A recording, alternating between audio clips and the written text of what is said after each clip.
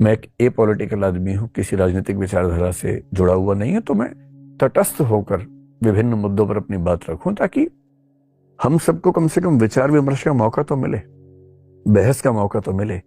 कोई एक्ट, कोई कानून अच्छा है कि बुरा है, कम से कम दोनों पक्ष जानने को तो मिले। जरूरी होगा तो मैं अन्य व्यक्तियों को भी इस चैनल पर लाऊंगा जो कायदे की बात कर सकते हैं, दोनों पक्षों की बात कर सकते हैं। दूसरा ये भी है कि पीछे कुछ समय में जब से चीजें फैलने लगी, जब से लोगों ने अपने चैनल से मेरी वीडियो क्लिप्स का इस्तेमाल करना शुरू किया, तो इसका फायदा भी है। लोकप्रियता किसे बुरी लगती है, पर नुकसान भी है कि कौन कौन से वाक्य को कहां से काट के, संदर्भ से हटा के सनसनीखेज बना के चला देगा, और उसके बाद लंबे समय तक मुझे हजारों लाखों आलोचनाएं और नफरतें झेलनी पड़ेंगी। ये भी खतरा तो है ही, जो हाल में एक घटना में देखा भी मैंने। फिलॉसफी की बात करूंगा। क्यों नहीं भारत के आम व्यक्ति को, समाज के आम व्यक्ति को ये पता हो कि भारत और पश्चिम और दुनिया के तमाम दार्शनिकों ने दुनिया को किस नजरिए से देखा है, समझा है। मैं निष्कर्ष ही निकालूंगा कि कौन अच्छा है कौन बुरा है, निष्कर्ष आप खुद निकालिएगा, लेकिन पता तो हो दुनिया के धर्मों की क्या धारणाएं हैं, पता तो हो हमारा कानून कैसा है, संविधान कैसा है, समाज शास्त्र में हमारे समाज को लेकर, दुनिया के अन्य समाजों को लेकर क्या बातें मानी जाती हैं, कही जाती हैं, क्या रिसर्चेस हुई हैं, ये तो जानकारी होनी चाहिए। मनोविज्ञान के इतने गहरे गहरे सिद्धांत इस दुनिया में हैं, भारत में भी है। जैसे सांख्य दर्शन ने कुछ सिद्धांत दिए, पश्चिम में बहुत लोगों ने दिए।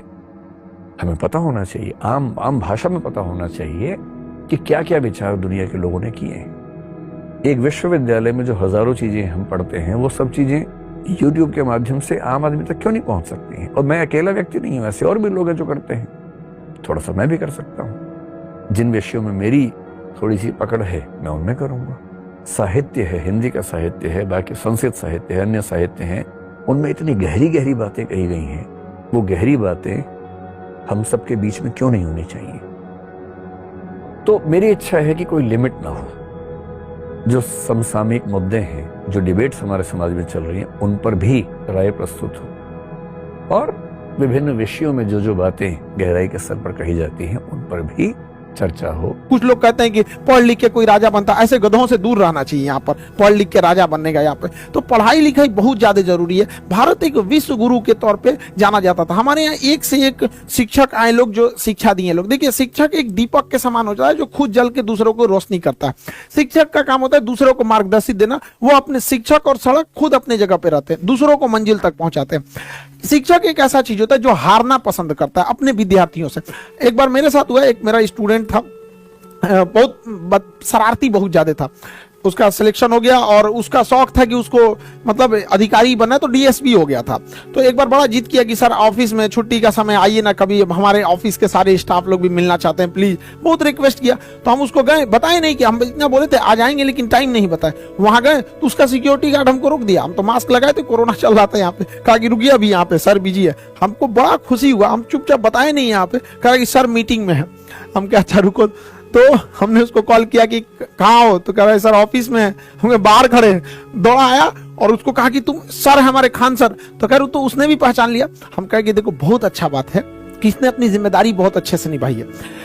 तो कहने का सेंस है कि इतना खुशी हुआ हमको कि हर माँ बाप और शिक्षक अपने खुद विद्यार्थियों से हारना चाहते हैं। माँ बाप आपसे हारना चाहते हैं, वो चाहते हैं कि आप उनसे भी आगे जाए। हम खुद चाहते हैं कि बाबू आप सब लोगों से कहते हैं कि पढ़ लिख कर इतने आगे जाइए ना कि आपसे मिलने के लिए हमें आपके ऑफिस में पूछ के आना पड़े। उस दिन हमारे को लगेगा नहीं हम सफल हो गए। हम आपसे हारना चाहते हैं। जी जान लगा के पढ़ाई कीजिए, माँ बाप का, देश का, सबका नाम रोशन कीजिए। हम एक सोने की चिड़िया कहलाते थे एजुकेशन के दम पर। लोग चाइना से पढ़ने आते थे, आज चाइना कितना डेवलप हो गया। हमारे यहाँ ह्वेनसांग, फाहियान, दुनिया भर के चाइनीज सब पढ़ने आए।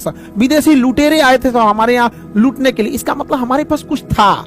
ऐसे कोई श्रीलंका में डकैती करने जाएगा, सोचो है ये नहीं है वहां पे, जो बताता है कि हमारे यहाँ कुछ था तो लूट के ले गए। हमें वापस इस चीज को भरना है। आज के समय शिक्षा से हम इसे भर सकते हैं।